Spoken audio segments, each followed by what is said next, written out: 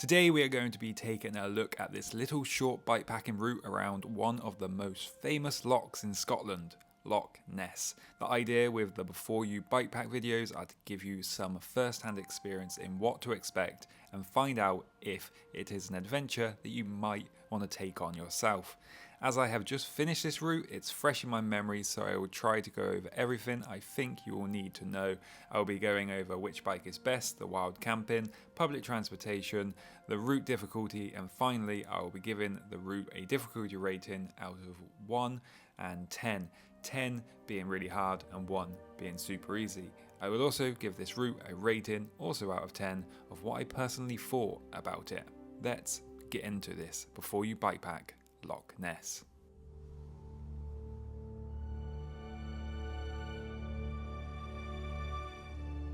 The Loch Ness bikepacking route follows the Great Glen Way from Inverness and is around 80 miles, but is easily adaptable to make it a little shorter, a little longer, or a little harder, with the amount of trails around Loch Ness. The route itself is really quite easy to follow and will be rideable pretty much all year round, as the trails are well marked and defined. The trails around Loch Ness are fairly busy in the sense that you will see people from time to time. With some of the trails being narrow, you may need to stop and allow hikers and other cyclists to pass at times. This little short bikepacking route will take you on a little epic adventure that has incredible views as you look over Loch Ness, a loch that has more water in it than all reservoirs, lakes and rivers in the whole of England and Wales combined. From steep trails, flowy single track, forest tracks and even a little bit of hiker bike. Even though this route is short, it offers a lot of fun riding with lots to explore and see. Although the distance of this route is definitely on the short side, the climbs can pack a punch with some steep trails up and steep trails down. With about 8,000 feet or 2,500 meters of elevation gain, expect some challenges along the way. The route is nearly all traffic free, with some short sections of road up until the end where I decided to stick to the road along the loch. The road here is likely to have you riding with a few cars, but it wasn't overly busy.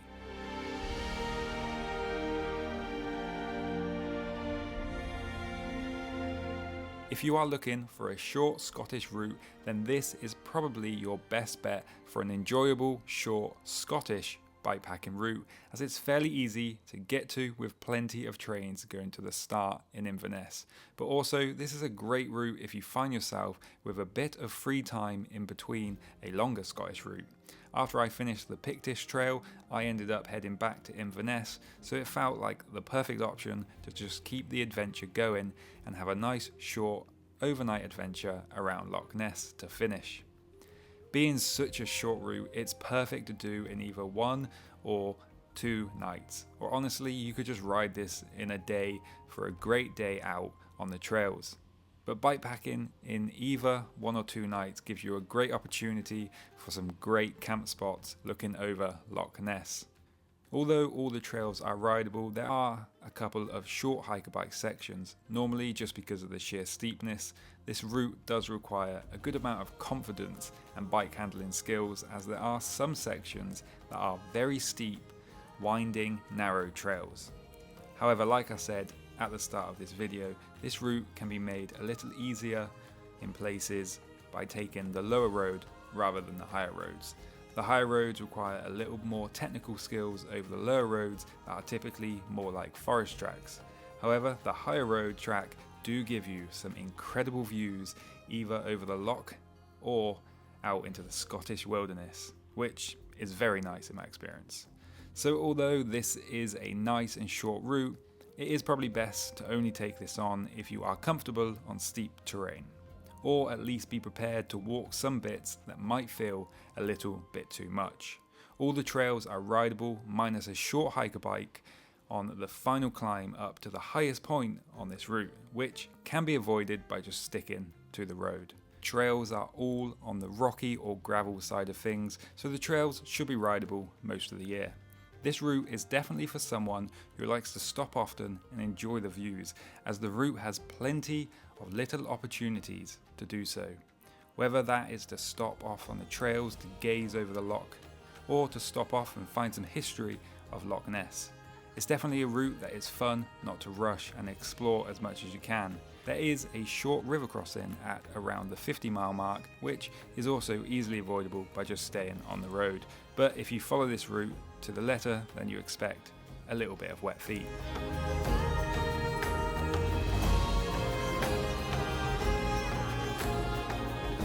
So I took this route on a flat bar gravel bike, and in terms of tyre size, which were 50mm, I found that to be fine, even finding myself going past people on full mountain bikes. But I do think the flat bar is the key to have the best possible time on this route. I have cycled these sections from Inverness to Fort Augustus on a drop bar gravel bike before, and while it is fine for the most part, the steeper, more technical sections are a lot more fun while on a flat bar over a drop bar bike. Tyre size around 45 to 50mm or bigger is going to be your best bet. Nice easy gearing to get up the steep climbs, and make sure you have good working brakes, as some of the descents on this route feel like you are going down with your brakes constantly engaged to control your speed. It would be manageable on a gravel bike, but I think a mountain bike is better if you are going after the fun factor. I have been seeing a few comments asking about using trailers on routes around the UK, but I'd say I would avoid a trailer on this route, as some of the trails are narrow single track.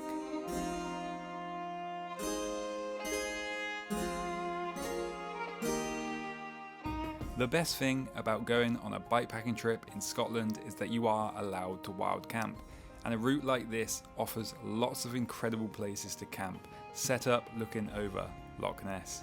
However, because this is such a popular hiking and cycling area, you sometimes need to find your spot a bit earlier, especially in the summer months, as there are plenty of people camping around here. With plenty of trees around Loch Ness, I do think a hammock could be a great option. I saw plenty of places while cycling around Loch Ness where I would have liked to be carrying my hammock. I took the tent though, and while I only spent one night, I was able to find a spot I could pitch the tent right next to Loch Ness. But note, the ground is often very rocky around these parts, so if your tent relies heavily on good stake points, it can be a little harder to pitch the tent.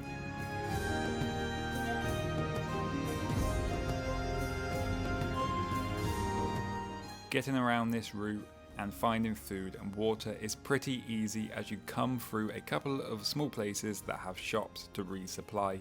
As long as you can carry enough food and water for around 30 miles, you will be fine. To be honest, you don't need to carry too much water either, as there are streams heading into the loch that you can use for drinking. I'd recommend using a water filter for that, or there are some water taps around where you can get free water from.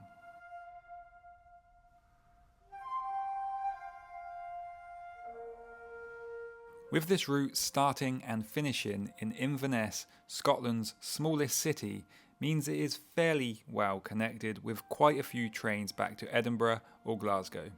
There is also one direct LNER train that runs early in the morning back to London. This train you will need to pre-book your bike beforehand, as LNER are pretty strict on reservations. Being only one train can often mean getting your bike booked on this particular train can be hard unless you book fairly early. This also goes with most of the ScotRail trains that head back to Edinburgh or Glasgow. I have found ScotRail to be pretty strict on booking spaces, and their trains get booked up quite fast. You can reserve a bike space on the ScotRail app on your phone, but you will need to collect the physical ticket. The space is also a little annoying on some of the ScotRail trains, as you will likely have to remove any frame bags to be able to use the space correctly.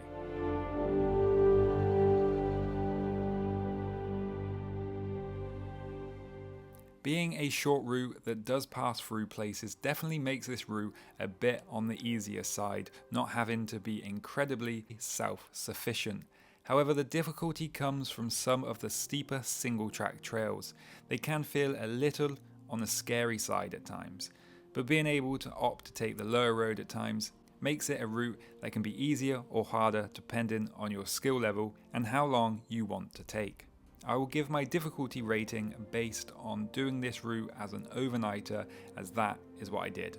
I will give this route a 5.5 on difficulty. It does have some tough challenges here and there, but they don't normally last too long, and like I said, you can always take the easier trails following the lower roads or sticking to the paved roads to make it even easier.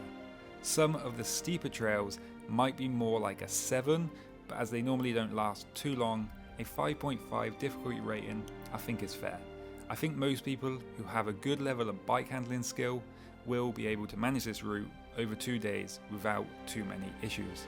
And in 2 days of riding, it should leave lots of time to enjoy the trails and views along the way, which there are many.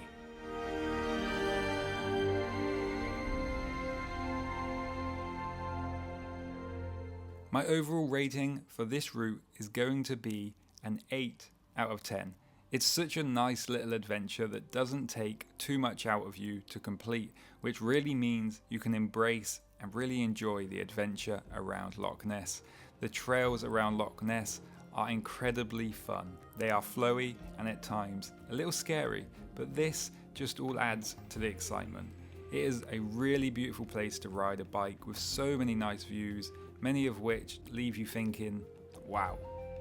It gives you a great opportunity to set up camp along the shores of Loch Ness, where maybe, just maybe, you can catch a glimpse of Nessie, or perhaps take a swim in the pitch black water before spending the night relaxing watching the sunset over the beautiful place after a day on the fun trails.